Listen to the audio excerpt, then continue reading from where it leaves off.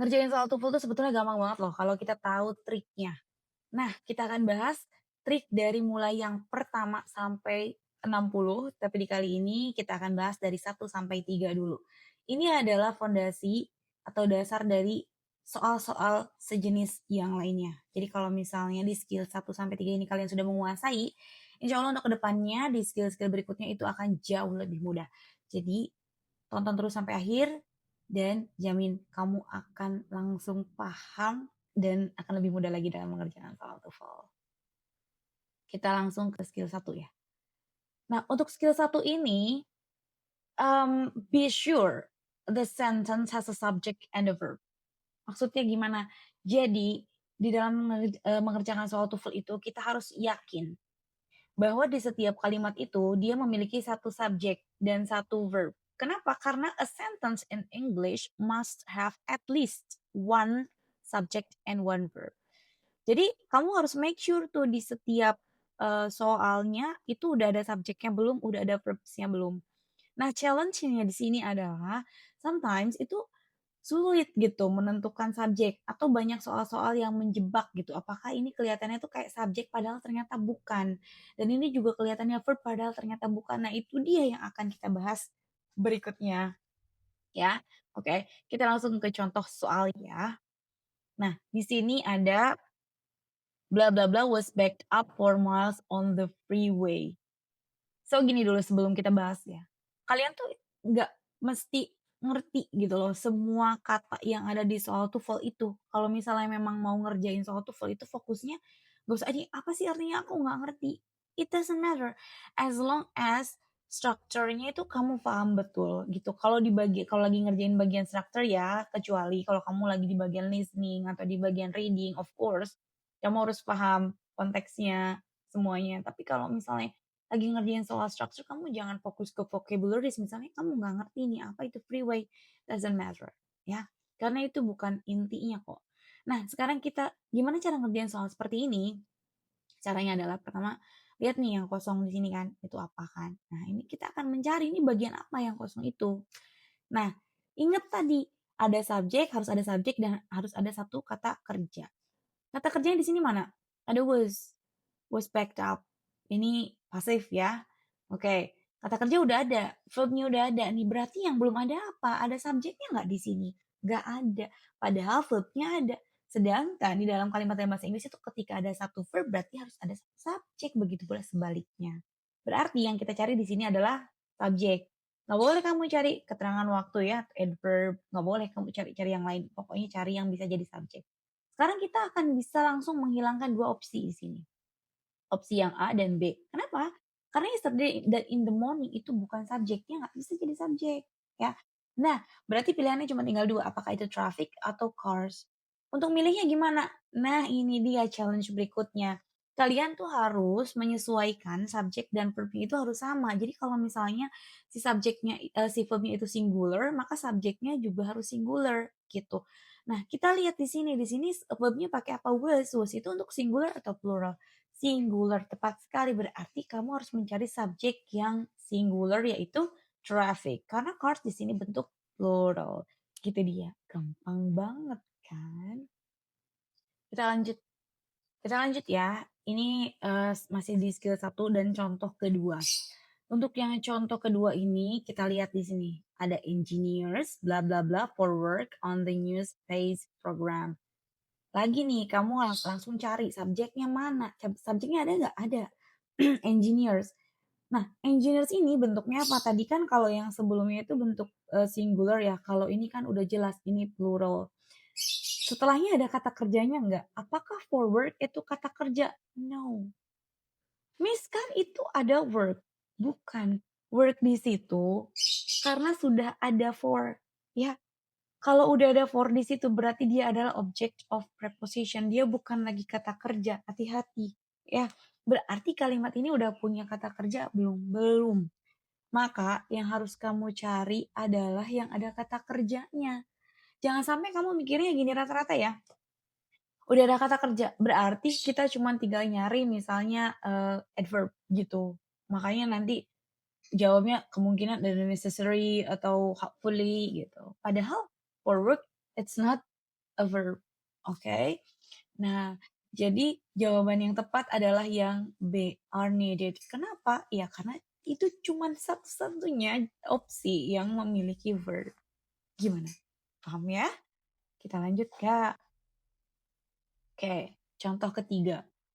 The boy blah blah blah going to the movies with a friend. Blah blah blah-nya tuh apa? Apakah itu kata kerja? Apakah itu subjek? Nah, balik lagi ke yang tadi ya.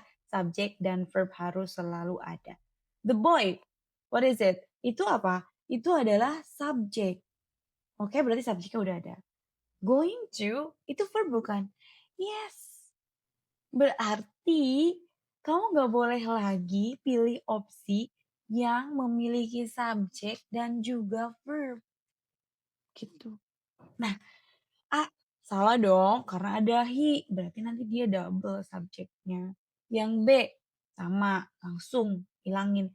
Yang C sama, karena dia ada verb in-nya juga sama kayak going to nanti. Ya, nanti double verb. Yang paling tepat adalah yang D. Will be going to the movies. Kenapa? Karena will di situ adalah auxiliary. Gitu. Gimana? Paham? Gampang ya? Soal tuh sebetulnya gampang. Oke, lanjut kita bahas ke skill 2. Be careful of object of prepositions. Kenapa sih kita harus hati-hati gitu loh sama hal ini?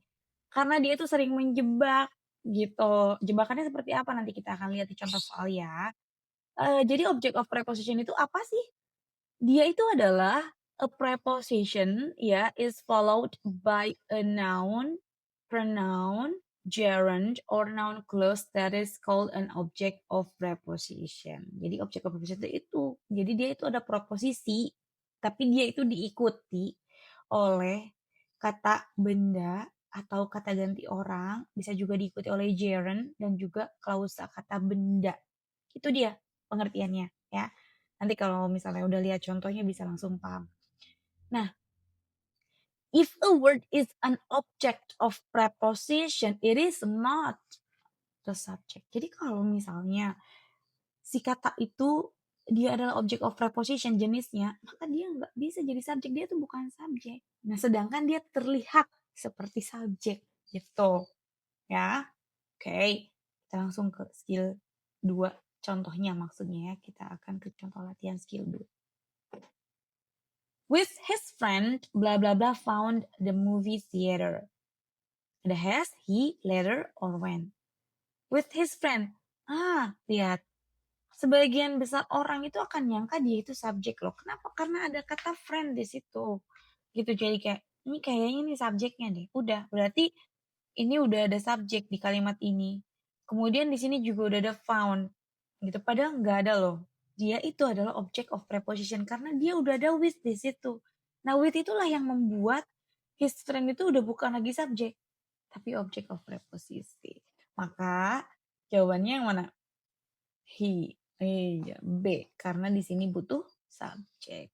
Paham ya? Gampang loh, object of preposition itu. Lanjut ke skill 3. Supaya cepet, kamu nanti akan langsung paham skill 1 sampai 3. Gas langsung di dalam satu video ya. Oke. Yang ketiga nih harus hati-hati sama apa? Apositif. Apa sih apositif itu? An appositive is a noun that comes before or after another noun and is generally set off from the noun with commas. If a word is an appositive, it is not the subject. The following appositive structures are both possible in English. Itu contohnya seperti ini. Jadi pengertian appositif itu dia itu adalah kata benda. Ingat, appositif itu apa? Kata benda. Tapi dia itu datangnya setelah atau sebelum kata benda yang lain. Ya, dan biasanya dia itu lihat ada koma di situ. Dimulai dengan koma. Contohnya, Tom, a really good mechanic, is fixing the car. Tom itu subjek. A really good mechanic itu bukan subjek, dia adalah apositif. Karena dia itu datangnya setelah kata benda yang lain, si Tom itu. Dan dia lihat ada koma, dimulai dengan koma sebelumnya. Oke?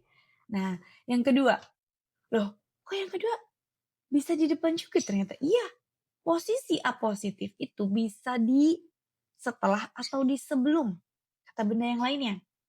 Kalau yang tadi, itu di setelahnya. Nah, yang dicontoh yang di bawah itu dia posisinya ada di sebelum kata benda yang lainnya.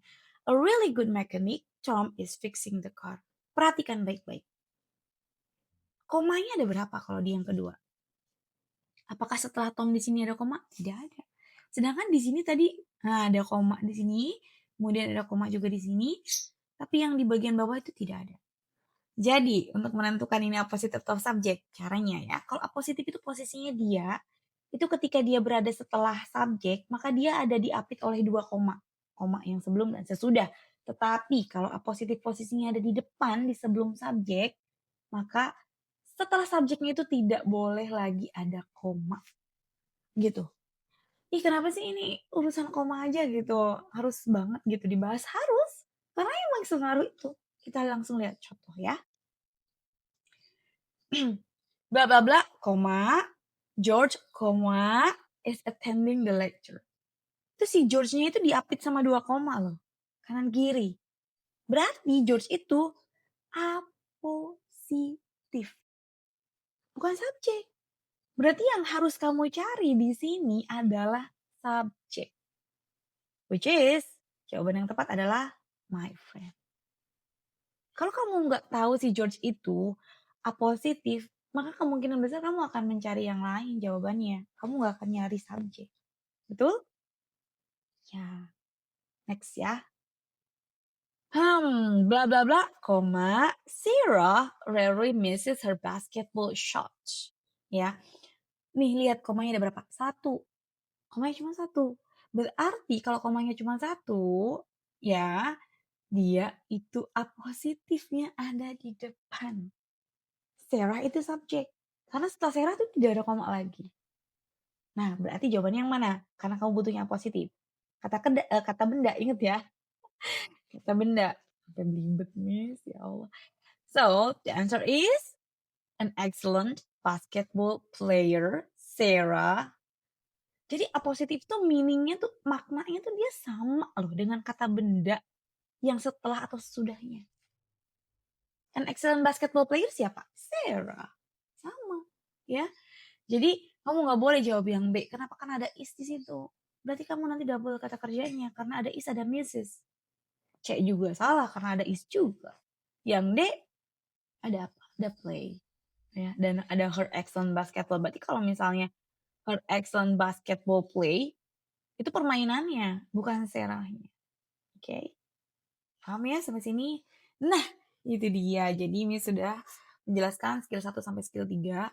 Untuk yang mau skill berikut kita bahas, jangan lupa di like dan di subscribe ya, dan komen di bawah ini.